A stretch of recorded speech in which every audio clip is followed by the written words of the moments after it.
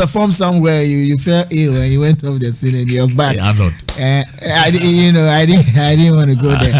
What happened? Was it spiritual? Obi to Wedruana, Roro. Arnold. This thing where me I go talk. It bring matter. You know, different headlines. You see. Then clear what you thought the headlines didn't get. I said what I had to say. You see, I've been off the system. Yeah. And people were like, Charlie Roro Wayne. I became sick. Yeah. I went for a show in Kumasi with Daddy Lumba. Okay. Was it his show? It was Adonko Bite's show. But we were built to perform. For who? For Daddy Lumba. You were built to perform for Daddy Lumba. So you went on his ticket. I was part of his band. Right. I was the band leader. Right. I play with the band. Right. So I went with him. Yeah. And then I had a problem. You see. And Lumba left me and came to Accra. And for 4 years now, I haven't heard from him. That is what I said. That is what you said. Yes. Lumba left you and came to Accra. To Accra. Did you go with him as a team? No, I went. We don't normally move together with him because we are plenty. Yes. Sometimes we go first and then because of sound check, and we sometimes even go 2 days before. So that is how it happened. So he came alone, and then we also went. And then what problem did you have? Did you collapse on stage? I didn't collapse. You know, that's another headlines that people are. Let's clear all. You know, I had a seizure. Okay. You know, I felt I wasn't breathing. You know, I don't know if it's like a heart attack. You see, and my guys will even attest to this. I had to be on the stadium pitch where they play. I lied down for more than an hour. You see, and he left me. Lumba left you. Yeah, and you know I'm a Kumasi boy, so a taxi driver I was moving with took me back home. Then we went to hospital, checking, do this, but we didn't see. Were you expecting him to have been there? He saw me sick. He saw you sick. Yeah. And he even told me when we come to Accra, he will allow his doctors to take care of me. To take care of you. And this is Daddy Lumba. Are you pained by this? Yeah. It hurts you so much. Yeah. But you could reach out to your dad. You could reach out to your uncle. No. Have you tried reaching out to him? No. I'm not supposed to call him. You see, he took me and he knew I was very sick. And he even told me to come to Kumasi for the show because when he knew you were sick. Because when I'm not around, he thinks maybe the band. Yeah, he trusts you. Yeah, the band wouldn't play the way he wants. So even I have one guy, Nimanche. He's a bassist. So I told the group to even go with him. Right. But still, I was forced to go to Kumasi too. Yeah. And when Daddy saw me, he told me to take the bass guitar from the guy and play because, you know, you guys connect. That's it. Wow. You see, because I even made provisions for another bass guitarist because I knew for backup. That's it. Did he pay you for the job? Lumba. Oh yeah, when we play with him, he paid. He paid. So he paid for that job. Yeah, he paid. But he left you, and that's your worry. That's my worry. Talk to him. It's been 4 years. Maybe he had genuine reasons to have left. No, I wasn't having any problem with Daddy Lumba. Okay. You see, we recorded the Hosanna album. With Ampon. Right. I am having about 2 albums with Ampon and Lumba right now. Sitting in your studio. I have Daddy Lumba's High Life album, about 2. Sitting in your studio. Now. Altogether 4. Yes. Why is he not coming for it? So you think he has realized he's done something wrong by not being there for you? You see, that is what the Daddy Lumba fans are tearing me up with. I haven't said Daddy Lumba tried to kill me, but I said he has his works with me. He's not. Why is he not coming for it? Why is he not calling me? That's it. But don't you want him to have his works? Call him and tell him come for your works. Call him and ask him, won't you come for your works? As an artist, right? I don't have to force you to come for your jobs. And why is he not calling me? And you see, I was like a partial manager to him. Most of his gigs, I was doing. So you have relationship with him beyond play for me. We travel together. I sit in a plane with Lumba. We travel together. You move. We move. You know, we move. We do everything. We sleep in the same So hotel. I understand you now. Yeah. You guys were buddies, like Roro buddies. That's it. I go to his house anytime I want to go. You know. Does he have a problem with you? No. Not at all. Not at all. Not at all. But you see, like I said, Lumba is somebody who doesn't really talk. Okay. You can insult him, do whatever, he will never talk. So let's leave it like that. God is working.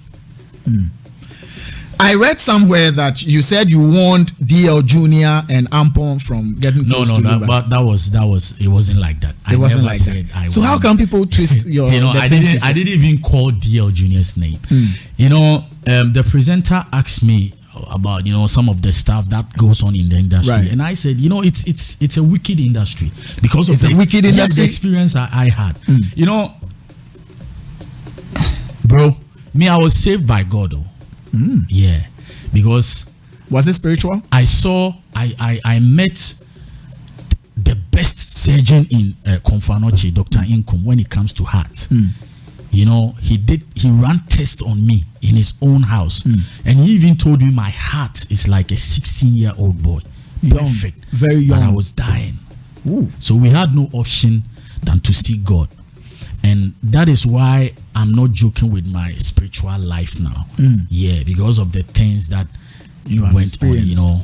You know, big ups to my father, Prophet Emmanuel Amwa. That is where Morris is now. Gentle Ministry and Prayer Camp inside Kumasi Tabri. You know, God through him revealed a lot of things to me, and I even saw a lot of things through my dreams. So that is you saw things through your dreams. Yeah. So that is where we saw, you know, where everything was coming from. Where was it coming from? In the industry? Was it coming from the industry or from outside the industry? You see me, you see. Yeah. I just don't want to go there. No, I even wouldn't. But you know, very soon, yeah, God will speak, and very soon every Ghanaian will know what I'm talking about. God will speak very soon. Very, very. Is that why you said the industry is wicked? Yeah, lots of, you know, the people that we are killing ourselves for, people that we move with, people that we think, you know, we are parties are there for you. Wicked. Wicked. the way you are saying it. Hello, Charlie, I've suffered though. Yeah. You know, I was sick for 3 years. You know, people don't know the kind of pain I've been through. When you go on social media and then I read some of the comments, you know, most of our fans are, I don't want to use some strong words, but we work with people, right? And the fans are behaving like they are closer to the people more than us. You see, it's and that's the funny thing. It's funny, and that's the funny thing. It's funny. Most of them haven't even seen these people with people. Yeah, physical before. We sleep together, you know, but they will be acting like they know how more than yourself. Yeah, Charlie, this world, Meanwhile, bro, it's crazy. You know, I've been through a lot. You know, I got to that stage, when people who knew me couldn't even recognize me. Why? You became slim? Charlie.